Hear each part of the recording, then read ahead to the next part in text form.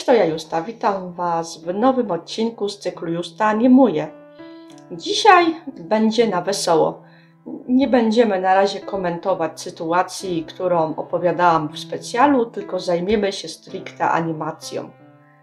Kiedy przeglądam czasami strony internetowe, gdzie pojawiają się nowe produkcje animowane i jak komuś się coś nie podoba, to część komentarzy pisze: no nieładna ta animacja, jakby zrobiona we Flashu. Czyli dzisiaj, jak się domyślacie, zapewne będziemy bronić programu Adobe Flash. Pokażę Wam, jak wygląda ten program, jeśli go nie używacie, a na sam start, póki zobaczycie menu programu, polecam w wyszukiwaniu przeróżnych twórców. Między innymi jest taki youtuber, ma ksywkę Prozure i on profesjonalnie zajmuje się animacjami, które można robić we Flashu. Czyżby ten Adobe Flash jednak do czegoś się nadawał? Dla mnie Adobe Flash jest jednym z najlepszych programów, jeśli chodzi o robienie filmów animowanych, ponieważ jest on oparty o grafikę wektorową, to znaczy rysunki, które jeśli rysuję i powiększam sobie ilustracje, to one się nie rozmazują. Wiem, jest to animacja 2D, animacja wykonywana na komputerze i nie wszystkim animacja 2D musi się podobać, ale kiedy widzicie jakąś animację 2D i nie przepadacie za kreską, za kolorami, to wcale nie musi być wina Adobe Flasha. Są programy do tworzenia animacji, które dają bardzo podobny efekt do Adobe Flasha, a nie jest to Adobe Flash. W tym filmie jednak nie mam zamiaru pokazywać Wam tylko prostej animacji z prostym kolorowaniem i która może być wycinanką, że oj, poszli na łatwiznę, przytanili, zrobili animację w Adobe Flashu i ona jest taka wycinankowa i w ogóle niepłynna. W tym filmie postaram się Wam zaprezentować animacje, które właśnie tworzę. Jestem na etapie ich tworzenia, żeby Wam pokazać, że w Adobe Flashu wcale nie musimy robić prostych wycinanek. Mało tego, tło z tego Adobe Flasha wcale nie musi przypominać Adobe Flasha. Adobe Flash ma możliwość importowania plików, to znaczy na przykład możemy wykonać piękne tła zewnętrznej aplikacji i dodać je potem do animacji, które będziemy animować. Będziemy zmieniać ustawienie kamery. To widać na mojej prostej tutaj animacji z rysicą Urszulą, gdzie ona jest wycinankowa, bo każdy element rysicy Urszuli jest animowany osobno, a samo tło jest wykonane w zupełnie innym programie. Ja dla zmyły wyłączyłam na chwileczkę efekt światła, zaraz potem go włączę i zobaczcie, czy tak wyglądają animacje z Flasha? Oczywiście, że tak, bo to jest animacja z Flasha. Program graficzny tak naprawdę nie jest po prostu winowajcą, że jakaś animacja, jakaś kreska w animacji Wam się podoba czy nie. To jest tylko narzędzie. Natomiast artysta wybiera po prostu technikę, która jest dla niego najbardziej dogodna. Przypominam jednak, że animacja to jest proces wykonania bardzo dużej ilości rysunków. Tutaj w przypadku tej animacji z rysicą Urszulą jest ona bardzo prosta, bo to jest tylko wycinanka, że rysica Urszula jeszcze jest tak pokolorowana, żeby można było to scalić. Zatem dość szybko wykonuje się animację jej ruchu. Natomiast za chwileczkę pokażę Wam próby do wykonania mojej na razie tutaj prostej animacji z kotką Agnieszką. I ona jest animowana w sposób klasyczny. Tak jak wykonywaliby animacje właśnie duże studia animacji, gdzie mam narysowaną postać całą. I kolejna klatka to jest znów odrysowana cała kotka, gdzie tylko lekko zmieniam jej ruch. W Adobe Flashu, podobnie jak w wielu innych programach, możecie sobie ustawić taką opcję. Ona nazywa się akurat tutaj w mojej wersji przenikanie się obrazów, ale to jest tak zwany onion skin, który również dobrze występuje w innych programach do animacji. Wiecie, Adobe Flash nie jest tanią aplikacją. W zasadzie teraz występuje jako Adobe Animate, ale na przykład jest darmowa aplikacja, która na przykład jest OpenToonz i OpenToonz jest troszeczkę podobny technicznie do Flasha, ma trochę inny interfejs. No i niestety, pomimo że OpenToonz jest darmowy, ma trochę inny interfejs, to dla mnie jest na przykład ten program nie za bardzo czytelny. Rozumiecie? Cała sztuka zrobienia animacji i w ogóle posługiwania się programami graficznymi to nie jest tylko to, czy dany program posiada ileś tam pędzelków, jaką posiada paletę barw, ale przede wszystkim liczy się dla animatora wygoda w jego używaniu. Kiedy mówię o animacjach wykonanych w programach takich typu jak właśnie OpenToonz czy Flash, to warto zwrócić uwagę, że są na przykład programy, które są bardziej profesjonalne i oczywiście o wiele droższe. I takim programem jest Harmony. Bodajże kiedyś nazywał się Toon Boom. I ja kiedyś miałam przyjemność testować ten program i co mi najbardziej się w nim podobało, to sposób, że można było sobie w różny sposób ustawiać kamerę. Ale czy Adobe Flash nie da się bawić kamerą? Nawet jeśli program nie oferuje tego za bardzo, to można się nauczyć tak naprawdę zmieniać, nawet manualnie, tak naprawdę rysując klatkę po klatce, możemy nauczyć się po prostu tak rysować, tak komponować rysunki, żebyśmy widzieli ciekawą pracę kamery. Taką metodę musieli opracowywać m.in. ci animatorzy, którzy posługiwali się odręczną animacją, gdzie sami na kartce czasami musieli już zaprogramować jakby ruch kamery. Dokładnie.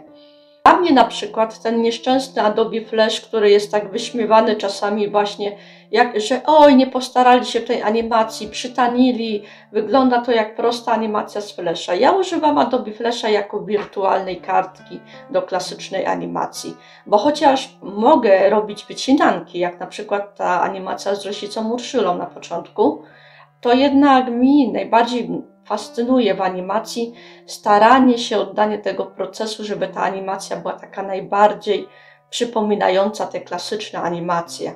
I Adobe Flash na dłuższą metę też może robić za taki program.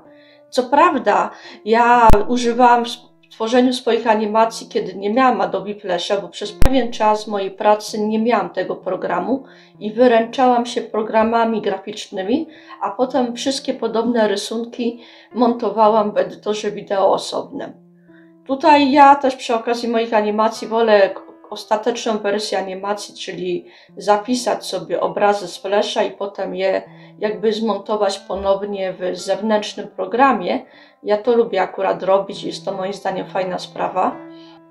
Ale jest jedna rzecz, jeśli chodzi o Adobe Flasha, nawet gdybyście znaleźli fajny program do tworzenia grafik, który też możecie używać jako program do animacji. W opcji Export w Adobe Flashu, co warto zaznaczyć w przeciwieństwie do wielu programów graficznych, na przykład w Corelu, wiem, że miałam taki problem, jak robiłam animację w Corelu, czyli wtedy jak robiłam jakby stop klatki i potem musiałam zapisać te rysunki do montażu, to nie miałam takiej opcji, że kiedy eksportowałam plik, na przykład PNG, który potem mogłabym otworzyć na przykład właśnie Magixie, to program ten nie kadrował mi rysunków. Ja potem ręcznie te obiekty, które mi wychodziły poza kartkę, bo na przykład chciałam właśnie imitować różne ruchy kamery, to potem w efekcie ja to musiałam ręcznie kadrować i niestety taka tworzona animacja na przykład w Corelu miała ten problem, że najlepiej było tworzyć wszystko na przykład w panoramie, a nie bawić się ruchem kamery, bo jak zaczęłabym właśnie robić takie rysunki w eksporcie, które potem wymagały kadrowania, to w efekcie przy montażu filmu nie zawsze ręcznie skadrujecie idealnie rysunek tak, żeby był tak samo skadrowany. Co dawało taki efekt, że miałam trzęsący się obraz.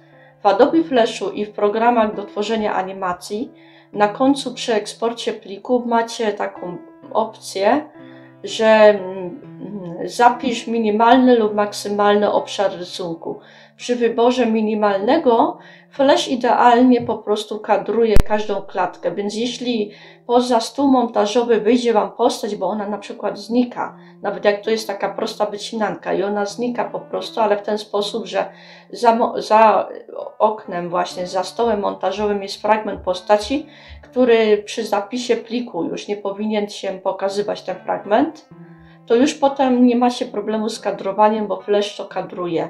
Więc naprawdę czasami, jeśli nie przepadacie za rysowaniem we Flashu, to warto na przykład ograniczyć się do tworzenia animowanych bohaterów w tym Flashu, a na przykład tła, dodatkowe efekty świetlne możecie wykonywać w zewnętrznych aplikacjach, a potem to jakby montować razem z animowanymi bohaterami.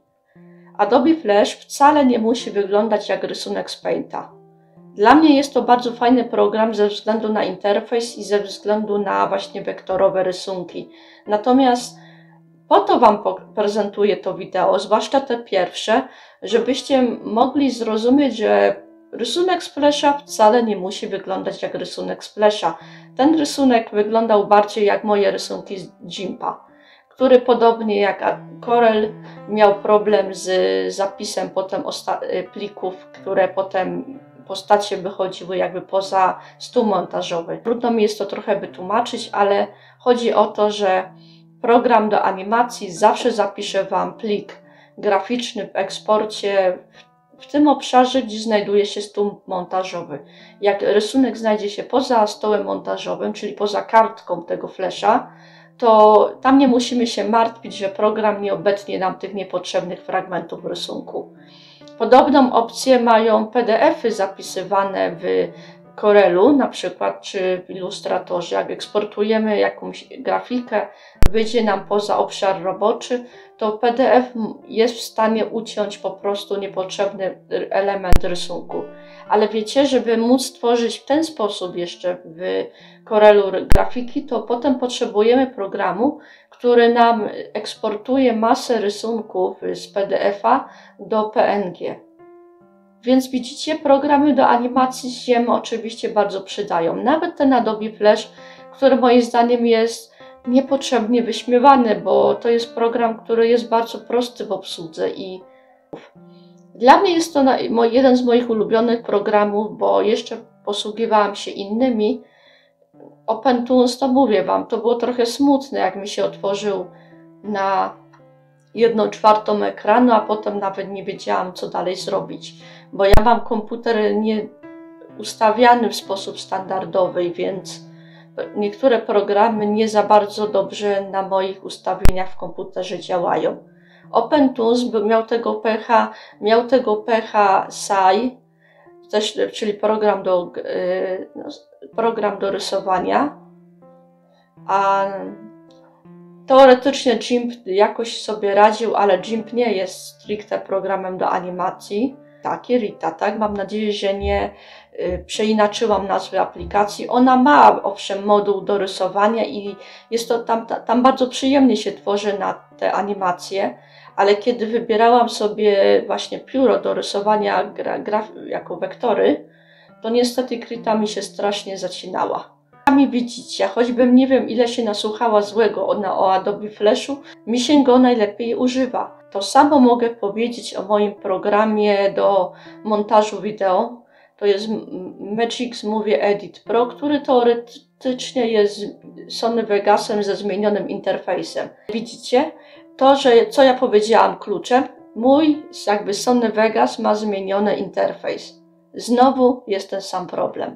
I kiedy macie jakiś program do tworzenia, czy to jest program do animacji, czy program do montażu, to przyjazny interfejs jest kluczem, żebyście szybko nauczyli się podstaw na tym programie, a potem możecie korzystać z tutoriali, przeróżnych wskazówek, rzeczy, do których Wy nie doszliście, bo będzie Wam po prostu łatwiej to odszukać i nauczyć się tego, bo żeby nauczyć się czasami różnych rzeczy, to musimy powtarzać po prostu wykonywanie pewnych czynności.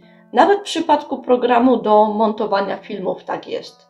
Więc tym bardziej intuicyjny program, zwłaszcza jeśli macie niestandardowo powiększany pulpit na komputerze z opcją wysokiego kontrastu, to wierzcie mi, że dobry program z dobrym interfejsem, a zwłaszcza program, który możecie powiększać elementy, w tym, na przykład menu w tym programie lub możecie zmieniać kolory w tym programie, to ma duże znaczenie.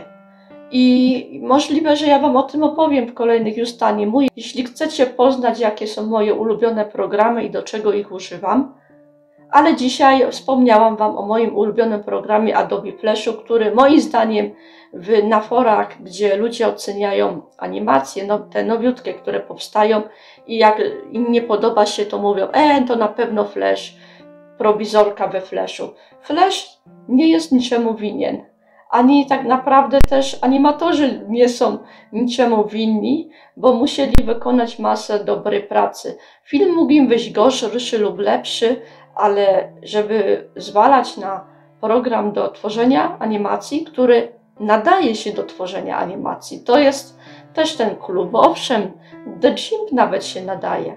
Paradoksalnie kiedyś dawno temu zrobiłam film, że nawet w Microsoft Paincie, jak odpowiednio zapiszemy rysunki, to też możemy zrobić z tego animację, chociaż Microsoft Paint, jejku, wiecie co to jest Microsoft Paint, nie? No właśnie. Więc po co obrażać Adobe Flasha w tym przypadku? Tego to już zupełnie nie rozumiem. Myślę, że to tyle w tym odcinku. Mam nadzieję, że poprawiłam Wam trochę humor, bo zwłaszcza po moim ostatnim smutnym wideo, ja jestem osobą, która ma dziennikarskie po prostu trochę zacięcie z wykształcenia. Jestem dziennikarką, dużo się udzielałam w tak zwanych mediach społecznych wcześniej, zwłaszcza pisałam troszeczkę w internecie, udzielałam się w czasopismach, więc wierzcie mi, dla mnie jest to temat, który jest dość ważny, ale przede wszystkim jest to tutaj kanał o tworzeniu animacji, więc wracamy do tych też fajniejszych treści. Jeśli nie zgadzacie się ze mną w jakichś moich filmikach, możecie mi to śmiało napisać. Ja mam zupełnie inne zdanie, albo inaczej bym rozwiązał ten problem. Ale wiecie, ja czasami lubię poruszać niepopularne tematy, lubię wypowiadać się troszeczkę w innym tonie niż może wszyscy. Każdy ma prawo do swojej opinii. Ja szanuję wyrażaną opinię każdą, pod warunkiem, że jest kulturalna, że nikogo nie zwyzywujecie i każdy ma prawo mieć swoje zdanie pod warunkiem, że no właśnie, nie ma wyzywania. Ale ja Wam ufam, jesteście fantastycznymi widzami, dostaję od Was masę bardzo fajnych komentarzy. Jeśli jesteście ciekawi tego, żebym Wam opowiedziała jeszcze na przykład, jak ja uczyłam się tworzyć moje filmy animowane, od czego tak naprawdę zaczynałam, bo o Królu Lwie to jest tak naprawdę zaledwie początek, więc śmiało piszcie komentarze, komentujcie, udostępniajcie ten film dalej i pamiętajcie, Adobe Flash nie gryzie.